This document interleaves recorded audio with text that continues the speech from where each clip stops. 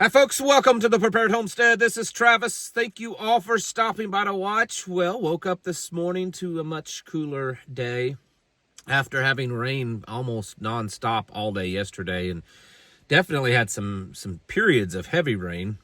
It's cooled it off, which is good. It's quite possible. It's quite possible that this now is becoming the real fall. Well, we'll see.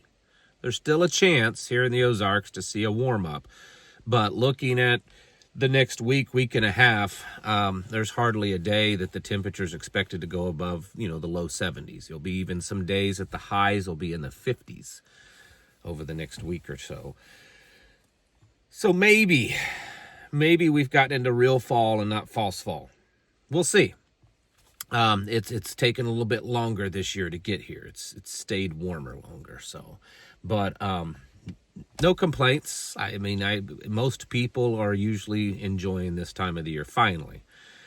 Wanted to let you know, in case you hadn't heard, because I announced it Friday. That's right, Friday. We are doing another training class. This is open to you. Basically, this is specifically open to you. We do these trainings, once or twice a month here locally, but this one is for you.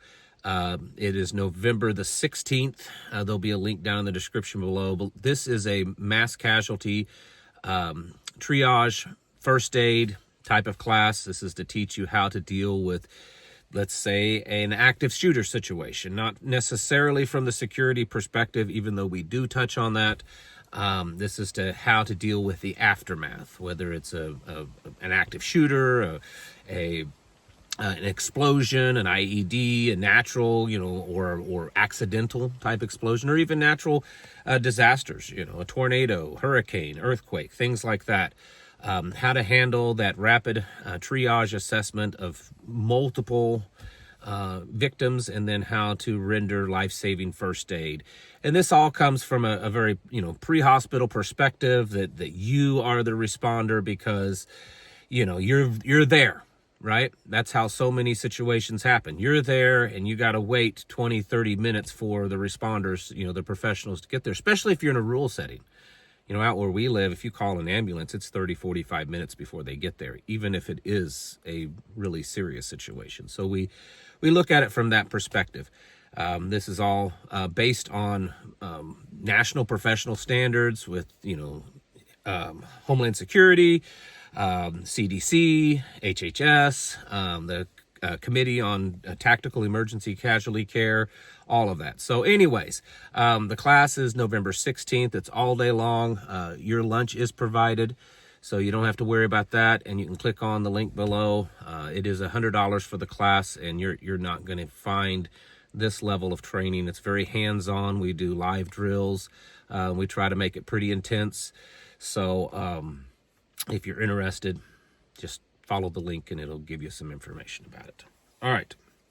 So apparently, a week into the Gaza-Israeli peace deal, it has fallen apart. Israel is stating that they have been doing airstrikes and tank artillery attacks into certain parts of Gaza. They're saying that Hamas has broken the peace deal, but they're saying that they are not telling what Hamas did, that's classified. I don't know. So far, there's no word on what actually happened, but it is commenced this morning. So the news is reporting that the deal is kind of off for right now. So we'll see. It's like I said, a week into it. I think for that region, that's a long time for a ceasefire, a whole week. So we'll see what happens with that. Iran says that they have captured and executed a Mossad agent, an Israeli Mossad agent that was trying to get classified materials that it had captured out of the country, and so they captured him before he left the country, and they've assassinated him. So I'm sure that will just, exacerbate the whole situation, because looks like that's going to be the next big thing. The next big target with Israel is Iran. And of course, the United States will most likely be involved based on things that the president and others in the White House have said. And then, of course, there's Venezuela, that's still going on. Things are heating up there. And I do want to say about the whole No Kings protest yesterday. Last night I said, and I was incorrect, so I'm going to have to make a correction. I said that it had been pretty much nonviolent. Well, after I made that video, it started picking up in the evening in certain spots, mostly in Portland and Chicago, which, of course, there already has been protesting. Things did start to get pretty violent. In fact, the Illinois State Police declared it a illegal gathering of people. There were numerous arrests made. Like I said, it didn't get to the point of a full-blown, really bad riot that we've seen in the past years, but it definitely got pretty heated up. And I know a lot of people are laughing, calling it the geriatric or the boomers. And yes, there were a lot of old white people, but there was a lot of people out there yesterday. And I think the thing to take from that is that there's still a lot of people in this country that are very angry and that they want to, do stuff, right? And I don't believe that they were all paid. I'm sure that there were a lot of people paid, but I don't believe that they all were. There's too many people out there. They're saying now around 7 million people yesterday participated in those protests. And there's just no way that 7 million people were paid yesterday. Just a lot of stuff, isn't it? It's like it's every day. Every day that there's something going on. In the last couple of days, the president had made statements that he was pretty confident that he could work out a peace deal between Russia and Ukraine again. And he spoke with Putin for about 2 hours or so, and he had Zelensky in the White House. And it sounded as if maybe things were going to work out. Putin says that basically their end of the deal is they will give up certain parts of Ukraine, but certain parts they will not. And that's their red line. And Zelensky says their red line is they will absolutely not give up anything. So it sounds just like it's been for the last 3 or 4 years. No change. No change. So, here we are sitting back, trying to figure out what's going on.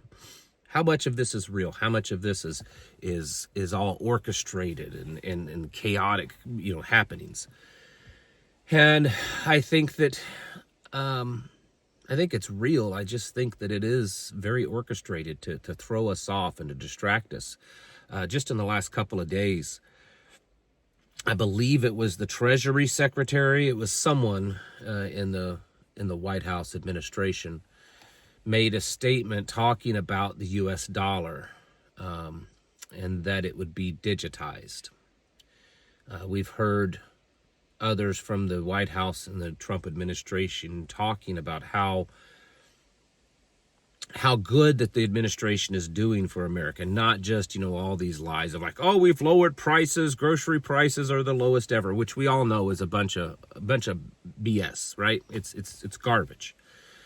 But you push past that, and I think that is in itself is also part of the distraction. It's to grab your attention to that. And then they go on to say, and I've heard this said a few times in the last couple of weeks, and we have advanced artificial intelligence and surveillance and cryptocurrency and all of this kind of stuff. They're bragging about that. They're bragging about the fact that, this basically a CIA op called Palantir is developing a massive intelligence gathering, data gathering infrastructure in America. I mean, let's not forget that there are literally hundreds of data centers being built right now. There are thousands that exist, and they're expecting to have 7,000 to 9,000 of these AI data centers finished within the next couple of years. The big Stargate program out there in Texas, it's the largest construction project ever in American history. There's cities all over America that are struggling because they can't produce enough electricity for their residents because these AI data centers are in their area and they're just consuming all the electricity. I mean, that's why electricity costs are just skyrocketing right now. And so all of that stuff is happening. in the background. Most people are not aware of it. The average American is completely clueless. The average American is completely clueless to what most of this stuff that we talk about. I've got friends that have family that live up in Illinois, Chicago area. They have no clue. They were telling me the other day they talked to their family, and they have no clue of what's going on in Chicago. They had no clue that there were protests, against ICE, and it was all in the news. None whatsoever. They had no clue that the National Guard was being deployed into Illinois in the Chicago area. None. They'd not heard of it one bit. I've talked to other people that, they talk to their family in different parts of the country, and they're completely clueless to what's going on. They have no clue. And so we have to understand that the majority of Americans are just blindly living out their daily lives. This other stuff, it's to distract the ones that are kind of paying attention a little bit more. It's to feed them. It's that bread and circuses. It's to keep them busy, keep them at each other's throat, the left versus right, or black versus white, or Christian versus Jew versus Muslim versus pagan, all the same old, plan that's been going on for years in this country. Let's keep everyone against each other. Let's keep them all busy on stuff that they think that they're making changes, but of course they're not. While the big stuff is really happening. And the big stuff right now seems to be this new world order. I mean, I don't know how else to put it, that is being developed. It's been developed for years, for decades. But now the technology is finally catching up. And you always kind of had the left side okay with this, but you always had the conservatives against it. And now that Trump's gotten into office, now you have all of these conservatives that think that Palantir and AI and crypto and digital dollars and surveillance and all this kind of stuff is great. It's good. It's good. It's good. And so I think that's what's happening. We're watching the world rapidly change. And it's not rapidly changing because of wars, because of protests, because of illegals coming in the country, or illegals being rounded up and kicked out and causing all these problems. That is the show, folks. That is the bread and circuses. That's what that is. This showdown of, this country versus this country. Trump talking trash about this guy, and we're at odds with this one, in a trade war. Now he's trash talking the president of Colombia, apparently, and calling him an illegal drug lord and all this kind of stuff. I mean, that's the bread and circuses. That's what that is. That's what keeps everyone distracted from what's really going on. What's really going on is this technology and infrastructure being built that once it goes fully online, I mean, it's Skynet, folks. It's going to control your money. It's going to control your health, control your thoughts at some point. It'll know everything about you. It'll be able to determine, make decisions, and figure out what you're thinking, what you're doing. That is exactly what's being built, what's being developed. Yes, you can say, well, they've been collecting data on people for years. Yes, they have. But this is bigger. They're collecting more. And the big thing is that they are taking all of this data now and turning it over to artificial intelligence and letting artificial intelligence determine who you are, what you think, what you're going to do, all that kind of stuff.